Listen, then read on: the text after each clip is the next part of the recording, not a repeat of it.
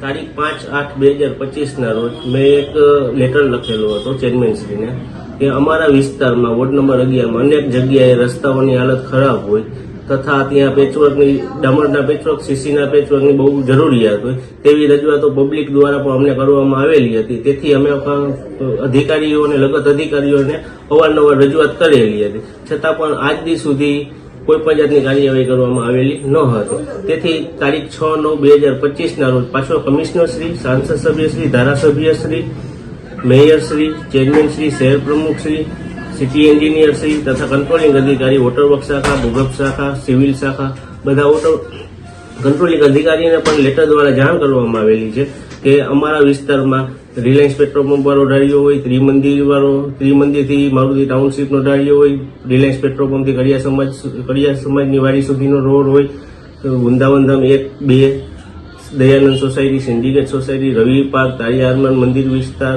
ફુલિયા હનુમાન મંદિર વિસ્તાર, નારાયણનગર, મોહનનગર, પ્રભાતનગર, યોગેશ્વરનગર, શ્યામ ટાઉનશીપ અનેક એવા વિસ્તારોમાં રોડની હાલત બહુ ખરાબ હોય.